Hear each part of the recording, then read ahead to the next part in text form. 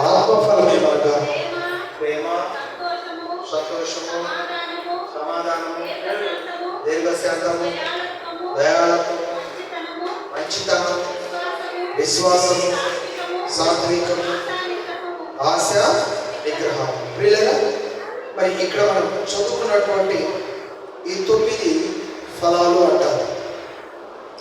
ఈరోజు మనం జ్ఞాపకం చేసుకుంటున్న మాటలు ఏంటంటే, ఆత్మ ఎన్ని విధాలుగా తన ప్రణాళికలు మన పట్ల నెరవేర్చడానికి ఎప్పుడు సిద్ధంగా ఉంటుంది, ఎప్పుడు వెలుగుగా ఉంటుంది అని మనం ఒకసారి ఆలోచన చేసినట్లయితే, ఆత్మ ఎన్ని విధాలుగా తన సహాయాన్ని మనకు అందిస్తుంది. ఆత్మ మొదటిగా వరములను ప్రసాదిస్తుంది. ఆత్మ రెండవదిగా ఫలములను ప్రసాదిస్తుంది. ఆత్మ మూడవదిగా ఫలమును ప్రసాదిస్తూ ఉంటుంది అని ఈ 3 విషయాలు నేను దృష్టికి తీసుకొస్తున్నాను. పిల్లరా, ఆత్మ వరము అనగా ఏంటి? ఆత్మ వరము అనగా ఏమైంది? దేవుని వాక్యం మనం జ్ఞాపకం చేసుకున్నట్లయితే రోమీయులకు రాసిన పత్రిక 12వ అధ్యాయం 7వ వచనంలో ఒక విలువైన సంగతిని నేను మీకు జ్ఞాపకం చేస్తాను. దేవుని వాక్యంలో నుండి ఆత్మ ఎన్ని విధాలుగా మనకు ఫలాన్ని కలిగిస్తుందనగా, ఆత్మ గుణాన్ని కలిగిస్తుంది, ఆత్మ ఫలమును కలిగిస్తుంది, ఆత్మ బలమును కలిగిస్తుంది. ఇప్పుడు ఆ ఆత్మ వరాలను ఏ విధమైనటువంటి విధంగా తన ప్రత్యక్షతను సమాజానికి కనపరుస్తూ ఉంటుంది. ఆ ఆత్మ వరములతో ఎవరిని నింపుతుంది, ఆ ఆత్మ వరములతో ఎవరిని నడిపిస్తుంది అనే సంగతిని ఈ సమయంలో నేను మీకు జ్ఞాపకం చేస్తాను. 12:7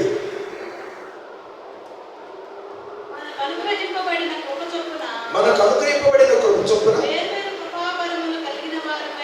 కృపావరములు కలిగిన వారమై ఉన్నాము కనుక ప్రవచనమైతే విశ్వాస ప్రమాణము చొప్పున ప్రవచింతము. చూడండి, ప్రవచనమైతే విశ్వాస ప్రమాణము చొప్పున ప్రవచింతము. వరాలు ఎన్ని రకాలుగా ఉంటాయి అంటే, ప్రవచించే విధంగా వరాలు ఉంటాయి. అలాగే పరిచర్య చేసే విధంగా వరాలు ఉంటాయి. బోధించడం అనేది కూడా ఒక వరమే. ప్రవచించటము ఒక వరం, బోధించటం ఒక వరం, పరిచర్య చేయటం ఒక వరం.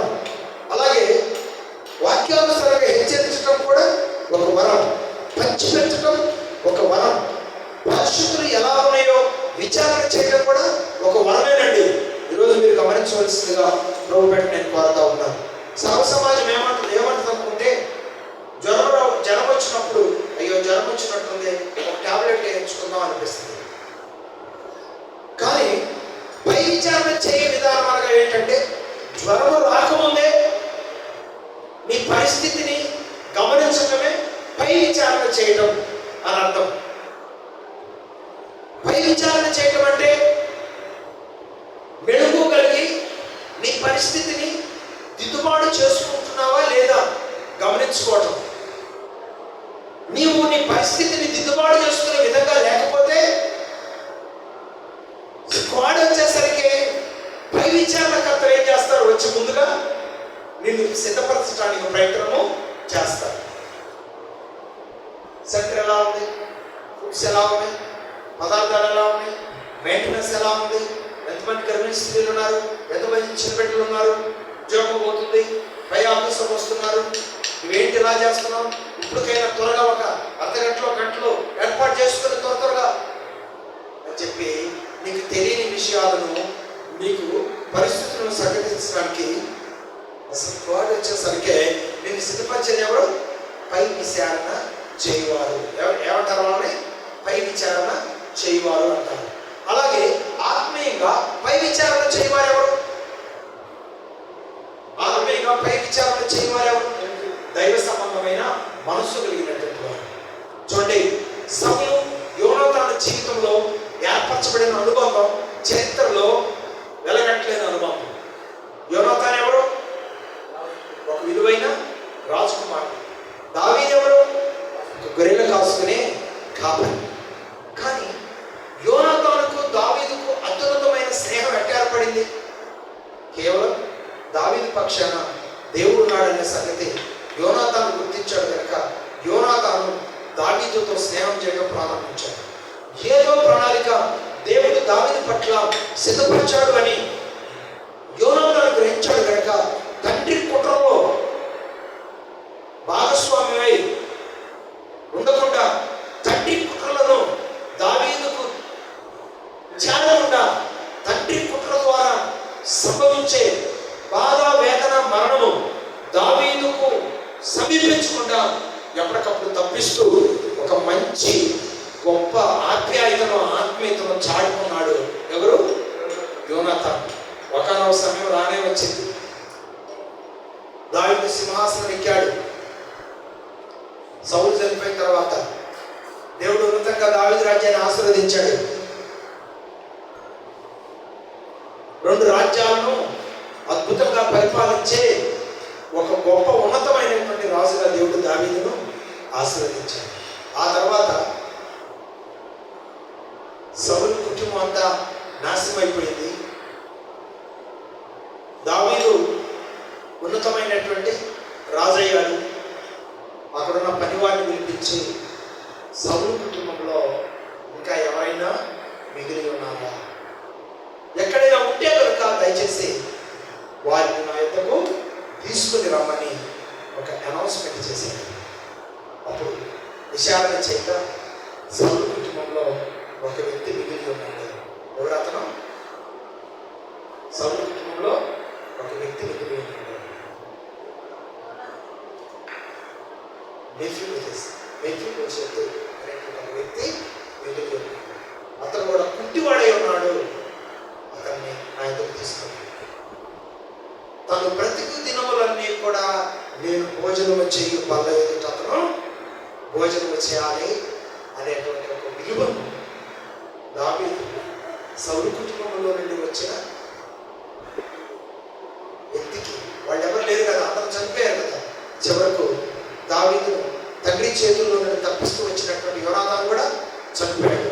తన వంశంలో ఉన్నటువంటి మెఫీబోషెతు అనేటువంటి ఒక వ్యక్తిని మాత్రం కనుగొన్నారు.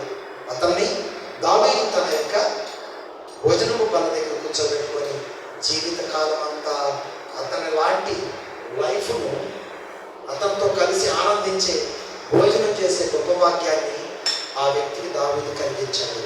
చూడండి, నాకెందుకులే, ఆ కుటుంబం ఎక్కడ పోతే నాకెందుకు, యోనాతాను కుటుంబం ఎక్కడ పోతే నాకెందుకు అనే భావన కలిగి ఉండకుండా దావీదు ఏం చేశారు? పై విచారణకర్తలను నియమించి అణగారిన స్థితిలో ఉన్నటువంటి వారిని తీసుకొచ్చి ఉన్నతమైన స్థానంలో కూర్చోబెట్టాడు. ఎవరు? దావీదు. ఎందుకో తెలుసా? ఉపకారానికి ప్రతోపకారం చేసే మనసు ఎవరు కలిగి ఉన్నారు? దావీదు కలిగి ఉన్నారు. ఏమండి, మరి దావీదు ఈ విధంగా విచారణ చేయించి తన భోజనపు బల్ల యొద్దకు మమ్మల్ని తీసుకెళ్తాడని వాళ్ళకి తెలుసా? తెలియదు కదా. ఈరోజు కొన్ని విషయాలు మీకు తెలియకపోవచ్చు. మీ జీవితంలో, మీ బ్రతుకులో, మీ ప్రణాళికలో బాధలు జరగవచ్చు, సంతోషాలు జరగవచ్చు. కానీ వాటిని అర్థం చేసుకోవటానికి, వాటిని గ్రహించటానికి మనం దేవుడి ఎదుట మోకరించినప్పుడు దేవుడు మన గురించి విచారణ చేస్తాడు. ఆ విచారణలో ఆయన దృష్టికి నువ్వు ఉన్నావంటే ఉన్నతంగా దేవుడు నిన్ను ఆశీర్వదిస్తాడు, నీ బిడ్డలను ఆశీర్వదిస్తాడు, నీ కుటుంబాన్ని కూడా దేవుడు ఆశీర్వదిస్తాడని ప్రభు పేట నేను మనం చూస్తున్నాను. కొన్ని సందర్భాల్లో మనం అనుకుంటాం, నేను ఎంతో నమ్మకంగా ఉంటున్నాను అన్ని విషయాల్లో, కానీ నేను ఎందుకు శోధనకు గురవుతున్నాను అని బాధపడుతూ ఉంటాను. గుర్తుపెట్టుకోండి, నేను ఒకే మాట చెప్తున్నాను, అపవాది ఎవరు శోధిస్తుంది? ఇష్టానుసారంగా జీవించేవాడు జోలు అపవాది కాదు. అపవాది ఎవరి జోలు వస్తే నేను మంచిగా జీవించాలి, నేను మంచిగా డెవలప్ కావాలి, నా బిడ్డలను ప్రయోజనం చేయాలి అని ఎవరైతే ఆశ కలిగి ఎదురు చూస్తూ ఉంటారో అపవాది వారిని కిందకి లాగివేయాలని ప్రయత్నం చేస్తూ ఉంటుంది. అలాంటప్పుడు నువ్వు ఎలా ఉండాలి తెలుసా? కృంగిపోకూడదు, దేవుని చేతులకు అప్పగించుకోవాలి, దేవుని మాట వినటానికి నువ్వు ప్రయత్నం చేయాలి. శోధన సహించుకోవడం ధన్యుడైన వాక్యం ఉంది, కానీ దానికంటే కూడా ఇంకా బలమైన మాట ఏమో తెలుసా? మాట వినటం శ్రేష్టమని ఉంది. ఈ విషయాలన్నీ కూడా నువ్వు అర్థం చేసుకోవాలంటే దేవుడు నన్ను చూడటం లేదు, దేవుడు నా గురించి పట్టించుకోవటం లేదు అని ఒకవేళ అనుకుంటున్నామేమో, మన గురించి దేవుడు విచారణ చేస్తూనే ఉంటాడు. దేవుని స్తోత్రం చెప్పండి. హల్లెలూయా. నా బిడ్డ ఎలా ఉంది? శోధన వచ్చినప్పుడు తట్టుకుంటుందా? వాక్యానుసారంగా ఒక మాట తన ఎద్దకు వెళ్ళినప్పుడు ఆ మాట విని అర్థం చేసుకొని అనుసరించే మనసు కలిగి ఉంటుందా? సొంత నిర్ణయాలను అప్లై చేస్తుందా? వాటన్నిటిని కూడా విచారణ దేవుడు చేస్తాడు. తెలుసా ఈ సంగతి? దేవుడికి తెలియదు అనుకుంటున్నారా? దేవుడు పట్టించుకోవట్లేదు అనుకుంటున్నారా? దేవుడికి అన్నీ తెలుసు. నువ్వు సమస్య రేజైనప్పుడు కృంగిపోతావా? సమస్య రేజైనప్పుడు దేవుడి చేతులకు అప్పగించి ఆయన మాట విని దేవుడి చిత్తానుసారంగా ప్రార్థన చేస్తావా? దేవుడు పరిశీలన చేస్తా ఉంటాడు. గమనిస్తూ రావాల్సిందిగా కోరుతున్నాను. ఈ విధానము ఆత్మ కలిగించు వరము కలిగిన వారు ఈ విధానము అర్థం చేసుకోగలరని ప్రభుపేట నేను తెలియజేస్తున్నాను. కరుణించే మనసు, బుద్ధివాక్యం బోధించే మనసు, జ్ఞానవాక్యం సంపాదించుకునే మనసు, విశ్వసించే మనసు, స్వస్థపరిచే మనసు, అద్భుతాలు జరిగించే విధానాలు, ఆత్మ వివేచన కలిగిన విధానాలు, నానా భాషలో మాట్లాడే విధానాలు, భాషలో అర్థం చెప్పే విధానాలు, ఇవన్నీ కూడా ఇప్పుడు నేను చెప్పినటువంటి ఈ 17 సందర్భాలన్నీ కూడా ఆత్మ కలిగించేవే. కానీ ఇవి దేనితో దేవుడు పోల్చాడంటే వరములతో దేవుడు పోల్చాడు. ఆత్మ కలిగించే వరాలు ఎలా ఉంటాయి? ఆత్మ కలిగించే వరాలు ఎలా ఉంటాయి? పరిచయం చేసే విధంగా ఉంటుంది, బోధించే విధంగా ఉంటుంది, హెచ్చరించే విధంగా ఉంటుంది, విడిచిపెట్టే విధంగా ఉంటుంది, పై విచారణ చేసే విధంగా ఉంటుంది, కరుణ చూపించే విధానంగా ఉంటుంది, బుద్ధివాక్యం బోధించే విధంగా ఉంటుంది, జ్ఞానం పొందుకునే విధంగా ఉంటుంది, విశ్వసించే విధంగా ఉంటుంది, స్వస్థపరిచే విధంగా ఉంటుంది, అద్భుతాలు చేసే విధంగా ఉంటుంది, ఆత్మవివేశం చేసే విధంగా ఉంటుంది, నానా భాషలు మాట్లాడే విధంగా ఉంటుంది, మాట్లాడిన భాషలకు అర్థం చెప్పే విధంగా ఉంటుంది. ఈ 17 సందర్భాలన్నీ కూడా దేనితో పోల్చబడ్డాయి? ఆత్మ కలిగించు వరములతో పోల్చబడ్డాయి. మరి ఈ వరాలలో నీకు ఏ వరం ఉంది? ఆత్మ కలిగించు వరములు 17గా నేను చెప్పాను, ఇంకా చాలా ఉన్నాయి. ఈ 17లో నీకు దేవుడు ఏ వరం ఇచ్చాడు? నువ్వు చెప్పింది మాకు అర్థమైందేనా అని ఒకవేళ నీకు ప్రశ్న రావచ్చు. మరలా చదువుతున్నా. ఈ వరాల్లో దేవుడు నీకు ఏ వరం ఇచ్చాడో నీ నోరు తెలిసి చెప్పాలి. పలానా వరం దేవుడు నాకు ఇచ్చాడు. ఇది ఆత్మవరం. ఆత్మవరం ఎన్ని రకాలు? 15 రకాలుగా ఉన్నాయి. మొట్టమొదటి లెక్కేస్తారు. వారు లెక్కే 1, 2, 3 అని చెప్పు. ప్రవశించుట, పరిచయం చేయుట, బోధించుట, హెచ్చరించుట, విడిచిపెట్టుట, పై విచారణ చేయుట, కరుణించుట, బుద్ధివాక్యం బోధించుట, జ్ఞానవాక్యం బోధించుట, విశ్వసించుట, స్వస్థపరచుట, అద్భుతములు చేయుట, ఆత్మవివేచన కలిగి ఉండుట, నానా భాషలు మాట్లాడుట, భాషల అర్థం చెప్పుట, ఇవన్నీ కూడా ఆత్మ కలిగించే వరాలు. ఈ 15లో నువ్వు ఏ వరాన్ని కలిగి ఉన్నావు?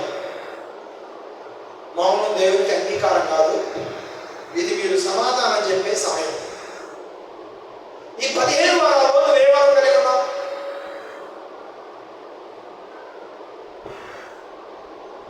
డాక్టర్ గారు ఏంటి అంటున్నావు? ఇప్పుడు చెప్పు, ఇప్పుడు ఏంటి అని నేను అడుగుతున్నా.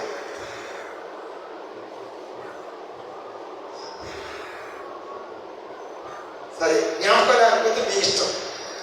దేవుడు మీకు ఏ వరమో ఇవ్వలేదన్నమాట అని మీరు అనుకుంటున్నారు. కానీ నేనైతే అట్లా అనుకోవట్లేదు. దేవుడు మీకు కొన్ని వరాలు ఇచ్చాడు. దేవుడికి స్తోత్రం. మరి మాకు ఏ వరం లేదంటారండి? దేవుని స్తుతించే వరం ఇవ్వలేదా? విశ్వసించే వరం ఇవ్వలేదా? సరే, ఏమి ఇవ్వలేదనుకో, విశ్వసించే వరం ఇవ్వలేదా? చెప్పండి. కాబట్టి దయచేసి మీరు విషయాలు అర్థం చేసుకుంటే దేవుడు ఇచ్చినటువంటి ఈ గొప్ప వరాలను మనం జ్ఞాపకం చేసుకోవచ్చు. ఇప్పుడు నేను చెప్పిన మీకు అన్ని కూడా ఏంటంటే ఆత్మ వరములు. తర్వాత రెండోది ఏం చెప్తున్నా, ఆత్మ ఫలములు. ఆత్మ ఫలములు ఎన్ని? 9. గలతీయులకు రాసిన పత్రిక 5:22 ప్రకారం ఆత్మ ఫలాలు ఎన్ని? 9. ఏంటది? ప్రేమ, సంతోషం, సమాధానం, దీర్ఘశాంతం, దయాళత్వం, మంచితనం, విశ్వాసం, సాత్వికం, ఆశానిగ్రహం. ఇవన్నీ ఏంటి? ఆత్మఫలాలు. ఈ ఆత్మఫలాలను మనం కలిగి ఉండాలని దేవుడు ఆశపడుతూ ఉన్నాడు. అలాగే ఆత్మబలం. మూడవది ఏంటి? ఆత్మబలం. మన ఆత్మ బలంగా ఉండాలంటే మనం అనుసరించవలసిన కొన్ని పద్ధతులు ఉన్నాయి. అదేంటంటే దేవుని వాక్యం పట్ల మనం ఎప్పుడూ శ్రద్ధ కలిగి ఉండాలి. రెండవది, మన ప్రార్థనలో ఎల్లప్పుడూ మెలకువ కలిగి ఉండాలని దేవుని వాక్యం తెలియజేస్తాం. మూడవది, కృతజ్ఞతలు చెల్లించే విషయంలో మనం ఎప్పుడు మెలకువ కలిగి ఉండాలి. నాలుగవది, సమయం వచ్చినప్పుడల్లా, సందర్భం వచ్చినప్పుడల్లా కీర్తనలో పాడి దేవుడిని మహిమపరచాలి. నాకు ఇష్టమైనప్పుడు వచ్చి నేను కీర్తన పాడతానంటే కుదరదు. 10 గంటలు అనుకున్నాం, 10 గంటలకి 9:30కే వచ్చి పాడు. ఎన్ని పాడాలంటే అన్ని పాడవచ్చు. ఒక్కొక్కడు 3 పాడవచ్చు. కానీ 10:30కి వచ్చి నేను పాడతానంటే, 11కి వచ్చి నేను పాడతానంటే ఏమో సమయం ఎక్కడికి వచ్చిందో రాదో తెలియదు. 11 అయితే మైక్ సాగుతుందో తెలియదు. 4 మాటలు వాక్యం చెప్పి ప్రార్థన చేసి ఇంకోసారి వెళ్తాం. కానీ నేను పాడాలని ఆశ కలిగిన పెట్టి ఎలా ఉండాలి? 10 గంటలకు కాదు, అవసరమైతే 9:30కే వచ్చి చక్కగా పాడి ప్రభుని మహిమపరిచి దేవుని సన్నిధిలో సాగిపోయే భాగ్యం దేవుడు మన చేతుల్లో ఇచ్చాడా? మన చేతుల్లో ఇవ్వలేదా? ఆ సమయాన్ని మనకే ఇచ్చాడు అనే వాస్తవాన్ని గుర్తుపెట్టుకోవాలి. అలాగే దేవుని చిత్తం చేయడం, దేవుని బలం ఎల్లప్పుడూ మనతో ఉండాలంటే దేవుని చిత్తాన్ని మనము నెరవేర్చేవారిగా ఉండాలి అనే వాస్తవాన్ని గమనించవలసిందిగా కోరుతున్నాను. లాస్ట్గా దేవుని బలం ఎల్లప్పుడూ మనతో ఉండాలంటే దేవుని యొక్క ఆహారాన్ని భుజించేవారిగా ఉండాలి. దేవుని వాక్యం, దేవుని ఆహారం ఏంటి? నా శరీరమును తిని నా రక్తము త్రాగువాడే నిత్య జీవం గలవాడు. దేవుడు ఇచ్చినటువంటి ఈ ఆజ్ఞలను మనం అనుసరించడం ద్వారా దేవుని యొక్క బలాన్ని మనము పొందగలము. దేవుడు మాట్లాడుతూ వచ్చాడు.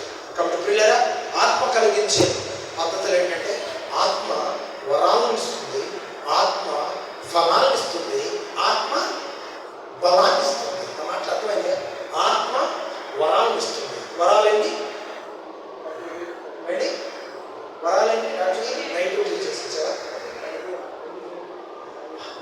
ఆత్మవరాలు 15, ఆత్మ ఫలాలేని 9, ఆత్మ బలాలేని 6, ఆత్మ బలాలేని 6. అర్థం కాలేదా? మొదటిది వాక్యం, రెండవది ప్రార్థన, మూడవది కృతజ్ఞతలు చెల్లించడం, నాలుగవది కీర్తన పాడి ప్రభువుని మహిమపరచడం, ఐదవది దేవుని చిత్తాన్ని నెరవేర్చడం, ఆరవది దేవుని యొక్క ఆహారాన్ని భుజించేవారిగా ఉంటారు. ఈ 6 పద్ధతులు ఆత్మబలాన్ని కలిగిస్తాయి. 9 పద్ధతులు ఆత్మ ఫలాన్ని ఇస్తాయి. 15 పద్ధతులు ఆత్మవరంతో మనల్ని నడిపిస్తాయి. ఈ విధానాలు మనం కలిగి ఉండడానికి ప్రయత్నం చేద్దాం. మీకు ఏమేమి కలిగి ఉండాలని మీరు ప్రయత్నం చేస్తారు చెప్పండి? మీరు ఏమేమి కలిగి ఉండాలని ప్రయత్నం చేస్తున్నారు? వరములు, ఫలములు, బలములు. డాక్టర్ గారు, వరములు, ఫలములు, బలములు. ఈ మూడింట్లో ఒకటి కావాలా? 3 కావాలా? 3 కావాలి. 3 కావాలంటే మరి ఎప్పటికప్పుడు మీరు దేవుని దగ్గరకు వచ్చి ఈ విషయాలు ఎక్కడున్నారో పరిశీలన చేసుకోవాలి. ఆత్మవరములు 15 ఏమైనా కలిగి ఉన్నారా? కలిగి లేని వాటి కొరకు మీరు ఆశతో ప్రార్థన చేయండి. ఆత్మఫలాలు 9 ఉన్నాయి. వీటిలో ఎన్ని కలిగి ఉన్నారో ఎన్ని కలిగి లేరు పరిశీలన చేసుకోండి.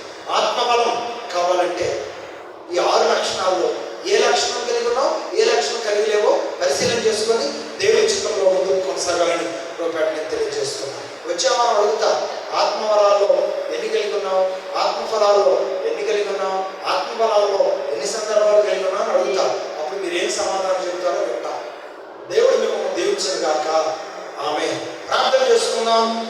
దేవాది దేవుడు మనల్ని ప్రేమించి మనకు అనుగ్రహిస్తూ వచ్చినటువంటి ఈ మాటలను బట్టి మనల్ని మనం దేవుని అప్పగించుకుంటూ ప్రభు సన్నిధానంలో ముందుకు కొనసాగేవారిగా ఉందాం. థ్యాంక్ యూ ప్రభా. మహోన్నత స్తోత్రం, గొప్ప దేవా స్తోత్రం, జీవాధిపతి స్తోత్రం, నిరంతర చక్రవర్తిమైన దేవా స్తోత్రం. మా యేసయ్యా నీకు వందనాలు. నా యందు భయభక్తులు కలిగిన వారిని ఎడబాయన వాగ్దానం చేసిన దేవా స్తోత్రాలు చెల్లిస్తున్నానయ్యా. స్తోత్రం స్తోత్రం స్తోత్రం. ఆత్మ వరము, ఆత్మ ఫలము, ఆత్మ ఫలము నా బిడ్డలేని వారు కలిగి ఉండాలని ధారాళంగా నేను మాట్లాడుతూ వచ్చానయ్యా. ఆ మాటలు బిడ్డల హృదయాల్లో భద్రం చేసుకునే విధంగా కృపణ చేసుకోవాల్సిందిగా కోరుతున్నాను. మీరు ఇచ్చినటువంటి ఈ ధన్యకరమైన జీవితం, నీతో గడిపే ఒక అద్భుతమైన జీవితంగా కలకాలం కలిసి కొనసాగే భాగ్యం మా ప్రియులకు దయచేస్తూ రావాల్సిందిగా కోరుతున్నాను. నేటి ఆరాధన క్రమం ప్రారంభ మొదలుకొని ఎప్పుడో మాతో నడిపించినందుకు స్తోత్రం రాజా. జరగవలసిన క్రమాన్ని ఈ చిత్తానుసారంగా మాతో నడిపించి మహిమపడుతున్నాను. ప్రభువును ప్రేరక్షకుడైన యేసయ్య పరిశుద్ధ నామములో ప్రార్థన చేసి మీకు వినయంతో అడిగి వేడుకుంటున్నాను.